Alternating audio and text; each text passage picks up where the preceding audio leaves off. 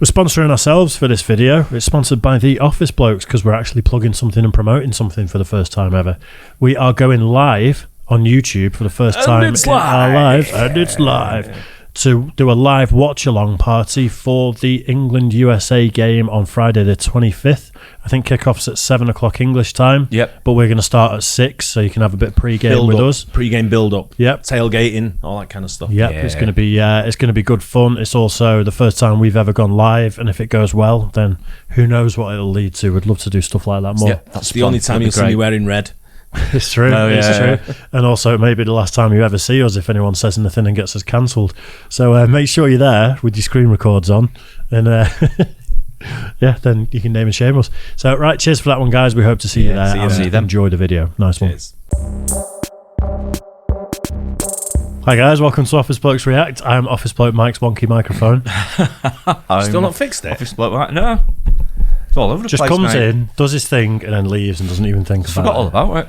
It's health and safety risk. That it could fall and get you in the crotch. It'd be all right. Be fine. Have to be a good shot, Dave. Yeah, it would. It would. Yeah, there you go. That is it. We are announcing, in fact, we're doing it in clips at the beginning of other videos, but because I've already said it and committed, I'm going to have to say it now. We're doing a live watch party of England versus USA World Cup match on Friday the 25th. Yep.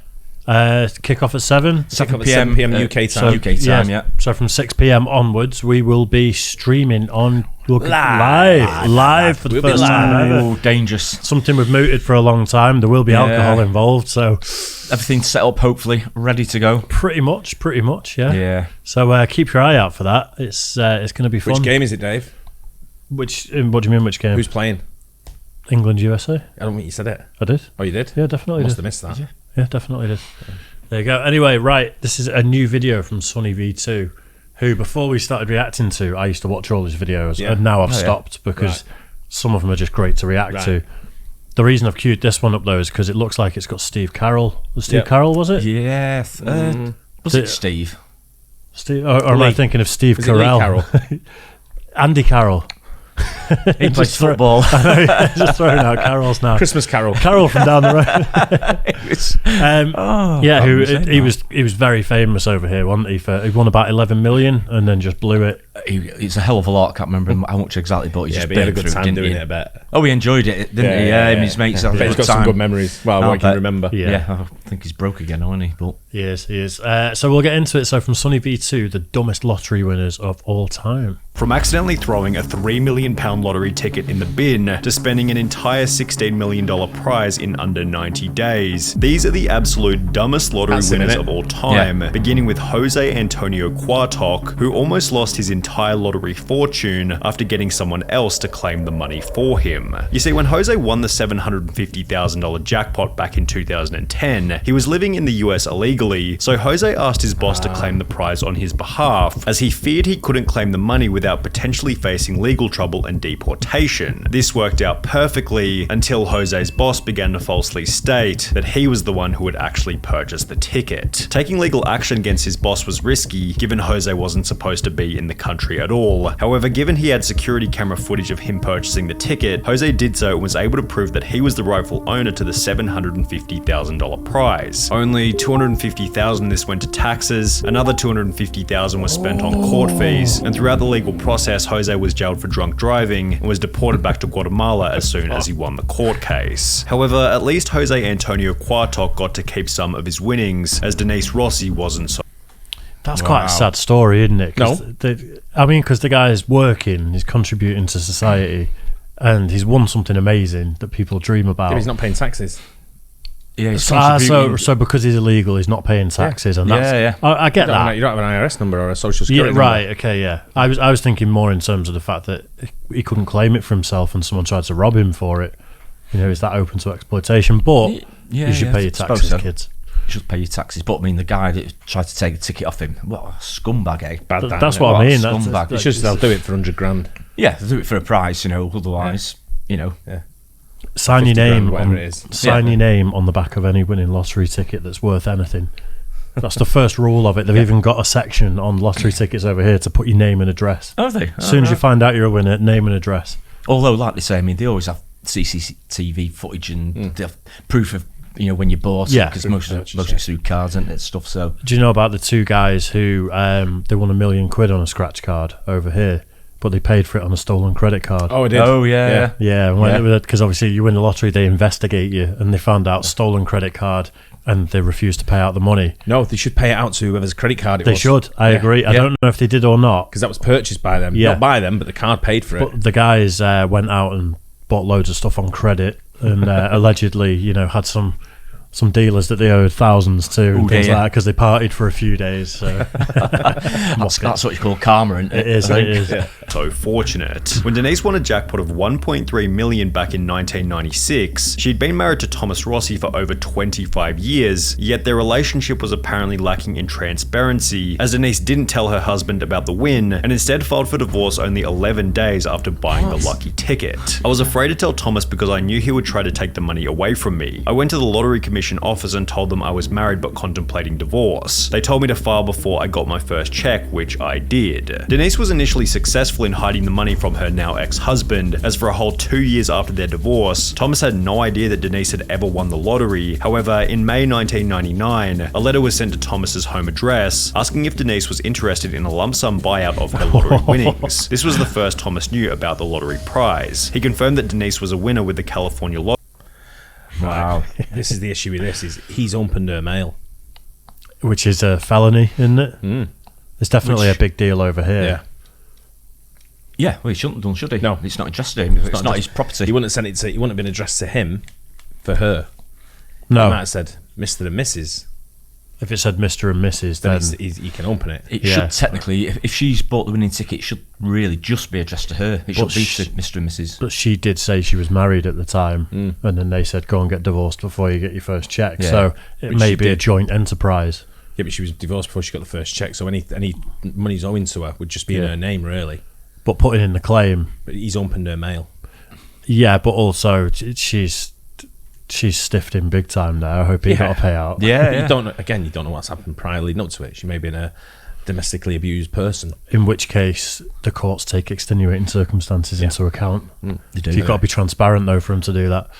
Let's see. Lottery, and given they were still married at the time of the win, Thomas launched a lawsuit stating that he was entitled to half of the prize money. The judge specifically found that Denise's failure to disclose the lottery winnings constituted fraud, oppression, and malice, and as a result, the trial court awarded Thomas 100% of the lottery winnings, which left Denise with less than nothing, considering she also had to pay for her own legal fees. However, Denise's loss of $1.3 million was still nothing in comparison to That is brutal, isn't it? Yeah.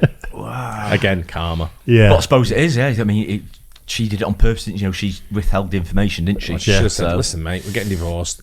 I've just won the lottery. I'm going to give you 500 grand. See ya. Yeah, even half. Yeah. She's still walking away with a shitload of money. 650 grand.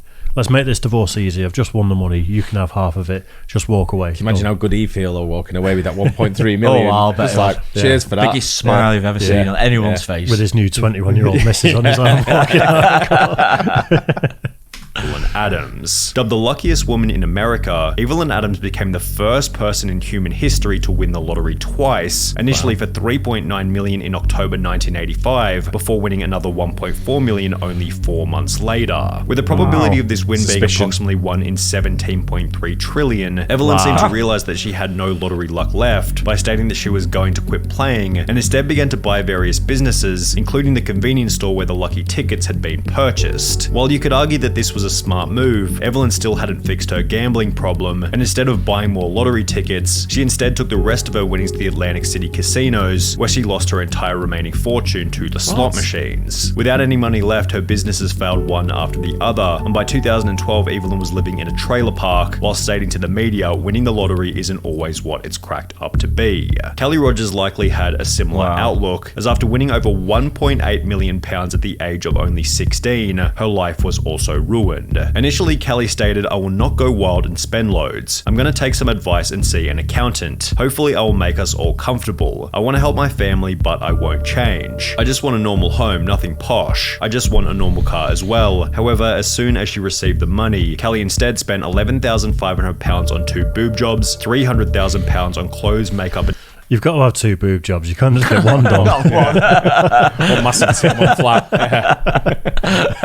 Tattoos, as well as £85,000 on top of the range sports cars. Kelly spent a further £250,000 on holidays to locations including Mexico and Euro Disney, £118,000 on gifts to former boyfriends, £190,000 in unreturned loans to friends and family members, and £50,500 on solicitors' fees, all of which being purchased while she was still in high school. Kelly did make a few smart purchases such as an £180,000 bungalow and a £96,000 home for her mum. However, by the end of the year, Kelly was back to square one, being on welfare with only £2,000 left in her account. She's since stated it was too much money for someone so young. Even if you say your life won't change, it does, and often not for the better. Yeah, I just wish I was a bit older at the time of winning it, because I think at 16 you're still just a child, and overnight you've just got to grow up and become an adult. Which is probably why she's now an advocate for raising the UK's legal gambling age from 16 to 18. Kelly Rogers certainly spent her money poorly. However, at least she had the chance to spend it, as 25-year-old Amanda Clayton from Detroit was no longer alive by the end of her spending spree. When Amanda won the $1 million jackpot back in 2011, it seemed as though her life had been changed overnight. However, her win quickly became controversial after the media learned that she was still collecting food stamps and benefit payments despite having won the lottery. Detroit woman is now the second lotto winner in the state to keep taking food stamps after hitting it big. And Amanda Clayton, who won $1 million and took home a $700,000 lump sum. The 24-year-old says even though she now owns 2 homes, she figured she was still allowed to use a bridge card. After being confronted about the behavior, Amanda had the following to say. I thought that they would cut me off, but since they didn't, I thought maybe it was okay because I'm not working. And shortly thereafter, she was charged with 2 felony counts of welfare fraud and was ordered to pay back the $5,500 worth of food stamps she'd received. While Amanda quickly paid the $5,500 back, she never got the chance to spend the rest of the money, as only 6 months later she would unfortunately overdose in one of her 2 homes. He says she was tormented by the fame and the problems that came with winning the lottery. What's the point of having money if you're not going to have happiness? He says she didn't want the money anymore and bought things for her family and set up college funds for her children. He says she only had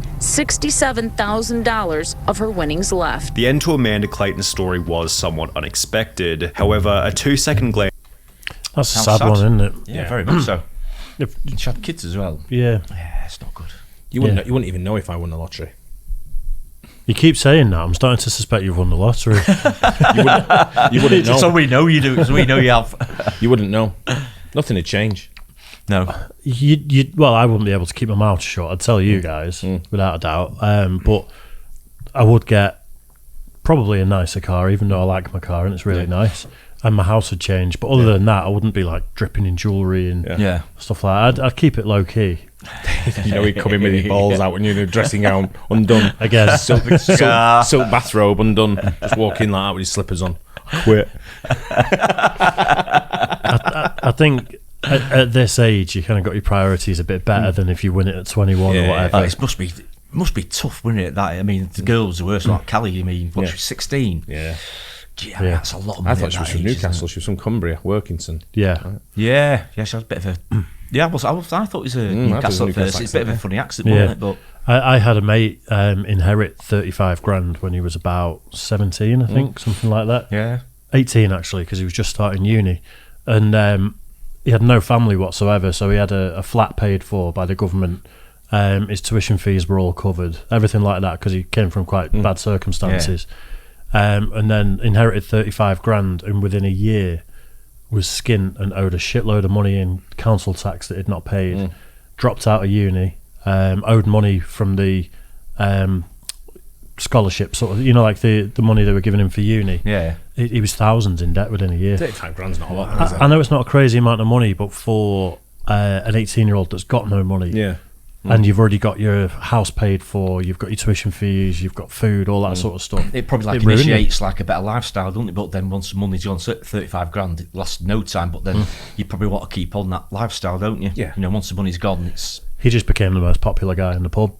That's all that happened. Sure. Yeah, like suddenly everyone owes him money. He's buying the rounds constantly, and it was just Shame. At Ryan McGee is more than enough to predict that this lottery win would eventually end in disaster. After winning £6.4 million back in 2008 at the age of 27, Ryan was placed on the Sunday Times Top 100 Rich list for young people. He purchased a luxury mansion in his home country of Ireland, which featured 5 bedrooms, an indoor swimming pool, a full champagne bar, and a 2-car garage where he kept his brand new Ferrari 458 Italia. However, as you might expect, this is where things began to go terribly. Only 3 years after buying the Ferrari, Ryan slipped off the road, crashing the car into a field, mainly because he was driving in the snow. Locals were amazed Ryan was driving the Ferrari in that weather, especially when he had a more suitable Range Rover he could use. The Ferrari was not understood to be running on winter tyres, which, while costing around £4,400, hugely boost grip and handling in icy conditions. Ryan's property development business then dissolved, which was accompanied by a divorce from his wife and the sale of his luxury home. Then, 2 years later, Ryan McGee was pulled over driving an uninsured Ford Focus without a license. However, the most interesting part is that he had to claim legal aid, which is a service for those who are unable to afford a lawyer. Now, Ryan McGee was a complete idiot with his money. However, he still looks like Albert Einstein when compared to Martin Tott. When Martin and his wife Kay won £3 million back in 2001, they didn't go in to claim the prize because, well, they had no idea that they were winners. They'd purchased a ticket in passing, completely forgotten about it.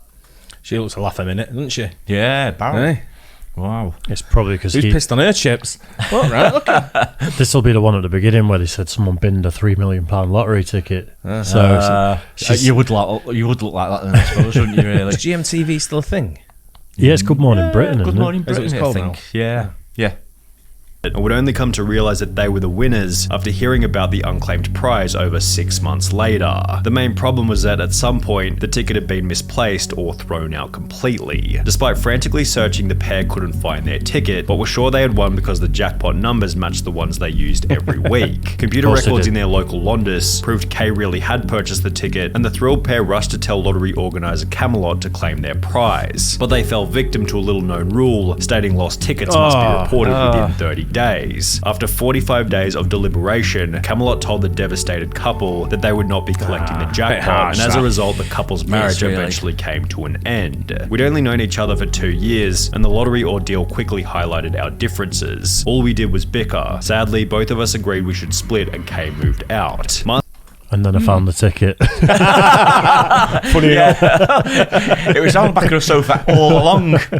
Could have sworn I'd looked there. Yeah, she signed over. Look, half of the possessions in the divorce settlement and my half of the house. Yeah, but the funny thing, it said before. No, but it said before she bought the ticket. Ah, right. No, it did actually. Yeah, it did. Yeah, you're right. Wonder if she got 2 boob jobs. Just the 2, yeah. One seems to have convinced himself that losing the ticket ended up being a good thing, having stated, "For a long time I lost sight of who I was and what I believed in, but I can honestly say I'm glad I didn't get the $3 million now. There is no guarantee it would have brought me happiness, and if there's anyone else who would have agreed with this statement, it definitely would have been the most miserable lottery winner of all time, William Post. When William won a $16.2 million jackpot back in 1988, he had just $2.46 in his bank account and was able to purchase the lucky ticket by selling a ring for $40 to a local pawn shop. This, in conjunction with the time he'd spent in jail for cashing invalid checks, highlighted William Post's awful money management skills and acted as foreshadowing for how poorly his lottery win was eventually going to be spent. Only 84 days after receiving the $16.2 million, William Post had spent the entire fortune on a boat, a lease for a restaurant in Florida, a used car lot, as well as a private jet. However, even after all of the money had been spent, Post took on a further $500,000 loan to purchase a mansion in Oil City, Pennsylvania.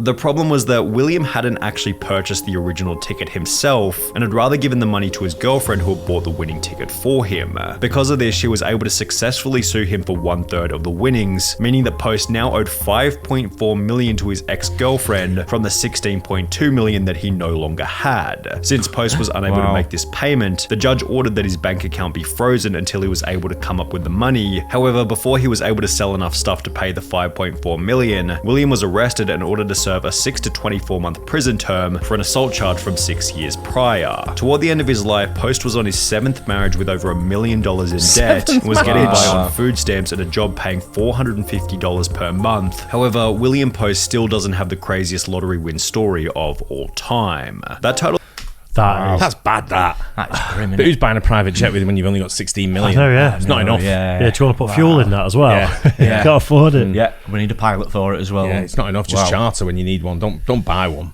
Yeah.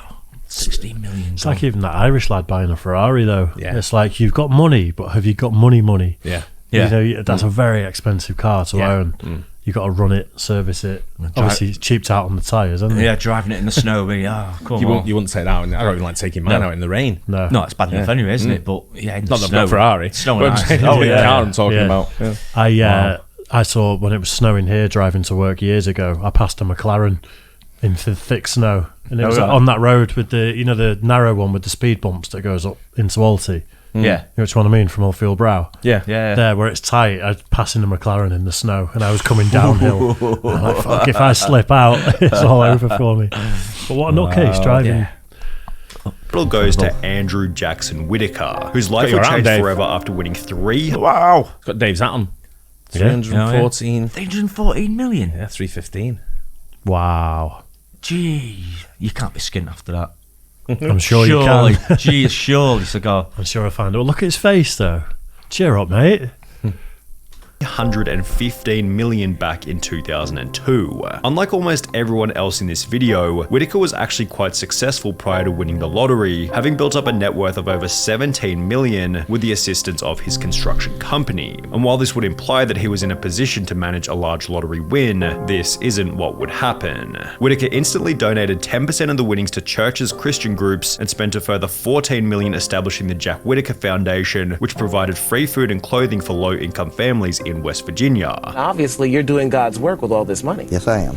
I'm helping a lot of people, and I plan to help a lot more. He then drove back to the convenience store where he had purchased the ticket before giving the clerk a $44,000 check, a $123,000 house, and a brand new Jeep Cherokee, which was followed by Whitaker buying himself a Lamborghini, in which he'd drive around his neighborhood throwing money out of the window. After flaunting this wealth, his Lamborghini was broken into, where thieves stole $545,000 in cash. However, this apparently wasn't much of a wake-up call, as his car was then broken into for the second time, resulting in the loss of a further $200,000 cash. Jack Whitaker's granddaughter passed away, his daughter then passed away, which was followed by a divorce with his wife. And now you've lost your granddaughter, you're about to be divorced from your wife. Where does this ever...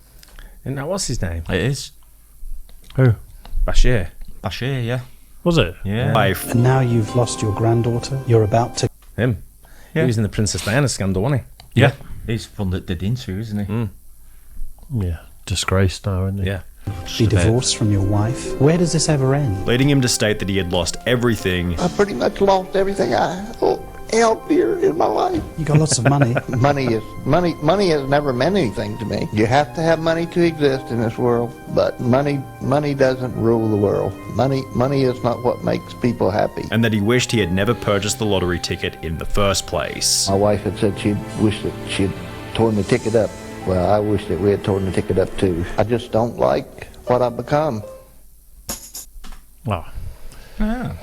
It must That's be sad. Must be confusing for a guy like that who's won so much money and obviously is very religious and has done so much good with the money, and then loads of bad things seem to have happened to him since. Yeah, lost track. kicking Lost the teeth, weight, isn't it? You know what? They didn't say what the mother and daughter. Was it granddaughter? Daughter and granddaughter, I think, wasn't it? Yeah. Yeah. Didn't tell what they died of. No, they didn't. No. So it could be money related. Yeah. Maybe. Yeah. Something related to what you buy with money. Well, I've just remembered now watching that I've been on a run with. I bought a scratch card for £2 and then kept winning like 10, 20, and I got up to 66, and then now I'm down to about 34 quid left over from my original £2. £66. Not million. Not millions. £66. But if he won 66 million, we'd know about it. Yeah, you would. Yeah, you would. You'd have a new T-shirt and everything. I'm not sure. I'm not sure about that. But the latest scratch card in my round of scratch cards is in my pocket. Go on then. I bought it at lunchtime. Well, I bought it from Asda, and all my winning tickets haven't been from Asda. So, drum roll, please. Bit more enthusiasm, Mike. Otherwise, I won't win. Nah, bollocks to them. It's not looking good. It's not looking good. It's not looking good. Oh dear. You won £1. So it is. Oh, 250k twice, but not 3 times. No, Nothing. bad juju. Nah, Where are you going to put all that now? On the floor, mate. That's where you think he thought about it, didn't he? I seen him go. Yeah. In the bin As outside. soon as you said, where's it going to go? All of a sudden he went, I actually put his hand down there. I seen him look at me. I actually twigged I seen him go out and went. Yeah, I went. And went. In the bin outside. So yeah, that's me down to 34 quid. But for investing 2, I'm still doing all right. bad. It's gone on for 2 months now. Yeah, I think That's what alright. you're doing wrong is you're That's all. buying. How much was that? £2. You think I should buy like a 5 Yeah. one or a 10 one? Yeah. Yeah. I think you're probably right there. I think you've got to go up in your investment. When you win that investment, invest more because you get more chance of winning. I've got a Euro Millions ticket in my pocket as well from the winnings. Have you? So yeah, you never know. Got to be in it to win it, mate. As you say. Someone's got to win it. Yeah. You just never know. Yeah. Well, Get a some of them- Ferrari. No snow tyres. Yeah. sort of thing you're doing. Do it, donuts in the car park. Ladder on the top of a Ferrari be a first, Yeah. won't it? I'd do that just to annoy you. It'd be well worth it, that would. It would. That'd be It would. great. If you get a Money Ferrari, that's mate, there's fun. no space for it in the car park. That's fine. You'd have to park in next doors. Anyway, hope you guys enjoyed that. Don't forget like and subscribe, and we'll catch you on the next Cheers, one. guys. Cheers.